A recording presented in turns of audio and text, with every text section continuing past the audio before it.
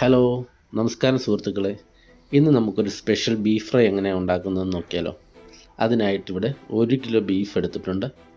അതിലേക്ക് 1 ടീസ്പൂൺ മഞ്ഞൾപ്പൊടി ചേർക്കാം. 1 ടീസ്പൂൺ നല്ല എരിവുള്ള മുളക് പൊടി ചേർത്ത് കൊടുത്തിട്ടുണ്ട്.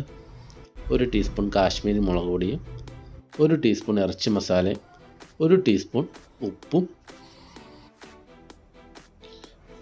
കുറച്ച് വെളുത്തുള്ളിയും ഇഞ്ചിയും ഒന്ന് ചതച്ച് അതും കൂടെ ചേർത്ത്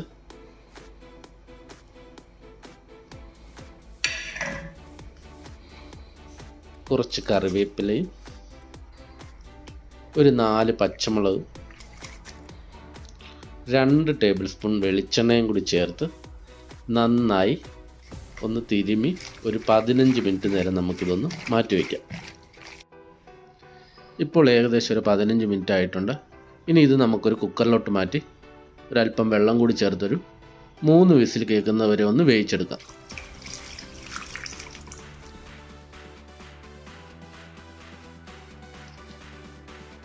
ഇനി ഒരു ചുവട് കട്ടിയുള്ള ഒരു പാത്രത്തിലേക്ക് 2 ടേബിൾ സ്പൂൺ വെളിച്ചെണ്ണ ഒഴിച്ചു കൊടുക്കാം.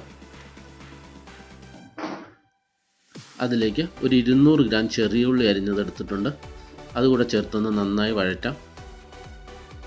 ഇതിലേക്ക് ഒരു 15 അല്ലി വെളുത്തുള്ളി അരിഞ്ഞതും ഒരു വലിയ കഷ്ണം ഇഞ്ചി നീളത്തിൽ അരിഞ്ഞതും കൂടി ചേർത്ത് വഴറ്റുക.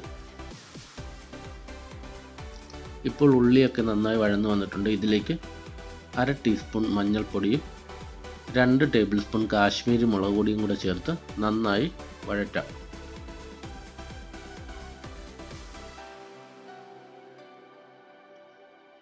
ബീഫൊക്കെ നന്നായി വെന്ത് വന്നിട്ടുണ്ട്, കണ്ടില്ലേ. ഇനി ആ ബീഫ് വെന്ത വെള്ളം നമുക്ക് ഇതിലേക്കൊന്ന് ചേർത്ത് കൊടുക്കാം.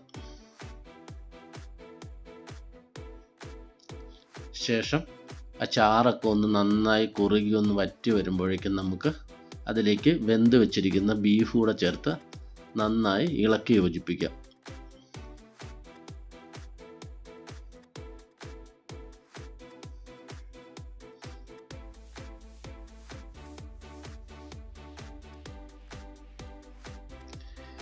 ഇനി ഇതിലേക്ക് 1 ടേബിൾ സ്പൂൺ ഗരം മസാല ചേർക്കാം.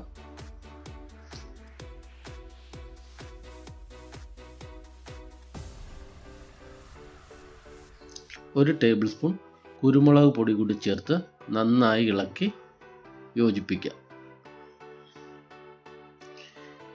ഇനി ഇതൊന്ന് ചെറിയ തീയിലൊന്ന് ഇടയ്ക്കിടയ്ക്ക് ഇളക്കി അതിൽ ജലാംശമൊക്കെ നന്നായി വറ്റി ബീഫ് ഒന്ന് ഡ്രൈ ആകുന്നത് വരെ ഇളക്കി കൊടുക്കുക.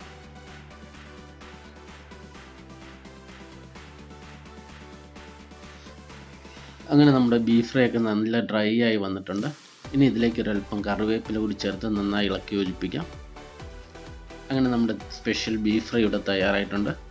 എല്ലാവരും തയ്യാറാക്കി നോക്കിയതിന് ശേഷം അഭിപ്രായങ്ങളൊക്കെ അറിയിക്കുക. വീഡിയോ ഇഷ്ടപ്പെട്ടാൽ ഒന്ന് സബ്സ്ക്രൈബ് ചെയ്ത് കൂടെ കൂട്ടണേ. അപ്പോൾ വീണ്ടും മറ്റൊരു വീഡിയോയുമായി കാണാം. Thank you.